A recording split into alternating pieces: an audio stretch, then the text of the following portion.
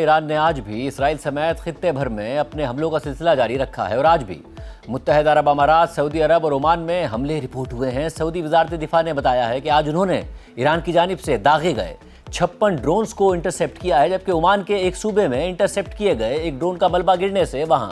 کام کرنے والے 2 غیر ملکی شہری مارے گئے ہیں۔ اس کے علاوہ متحدہ عرب امارات نے بھی آج کئی ایرانی ڈرونز اور میزائلز کو انٹرسیپٹ کرنے کا دعویٰ کیا ہے، مگر حکام کے مطابق آج صبح دبئی کے فائنینشل ڈسٹرکٹ میں ایک انٹرسیپٹ کیے گئے میزائل کا ملبہ ایک عمارت پر گرا ہے۔ اس کے علاوہ کل دبئی کی ایک رہائشی عمارت پر ہونے والے ڈرون حملے کے بعد وہاں لگنے والی آگ کی ویڈیو بھی سامنے آئی، جس میں ایک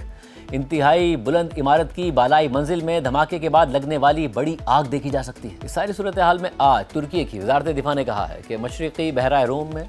تعینات نیٹو کے فضائی دفاعی نظام نے ایران کی جانب سے ترک فضائی حدود کی طرف داغا گیا ایک اور بیلسٹک میزائل تباہ کر دیا ہے۔ ترک وزارت دفاع نے مزید کہا ہے کہ اس واقعے کے تمام پہلوؤں کو واضح کرنے کے لیے ایران سے رابطہ کیا جا رہا ہے۔ واضح رہے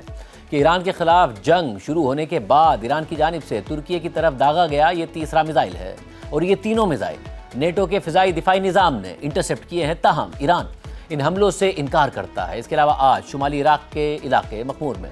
ایک فوجی اڈے پر ڈرون حملے میں ایک فرانسیسی فوجی افسر مارا گیا ہے، جبکہ 6 فرانسیسی فوجی اس حملے میں زخمی ہو گئے ہیں۔ ایرانی فورسز نے اس حملے کی ذمہ داری قبول کی ہے۔ اس حملے کے بعد اڈے پر ایک بڑی آگ دیکھی جا سکتی ہے۔ فرانسیسی صدر میکرون نے اس حملے میں فرانسیسی فوجی کی ہلاکت کی تصدیق کرتے ہوئے حملے کی مذمت کی ہے اور اسے ناقابل قبول قرار دیا ہے۔ اس کے علاوہ خطے میں ایران کے حمایتی گروپس کی جانب سے بھی حالیہ دنوں میں امریکہ اور اسرائیل کے خلاف حملوں کی شدت میں اضافہ ہوا ہے۔ جہاں ایک طرف حزب اللہ مسلسل اسرائیلی اہداف پر راکٹس داغ رہی ہے، وہیں اب عراق میں بھی ایرانی حمایت یافتہ گروپس کی کارروائیوں میں اضافہ ہو رہا ہے اور آج عراق میں ایران کے حمایت یافتہ ایک مسلح گروپ نے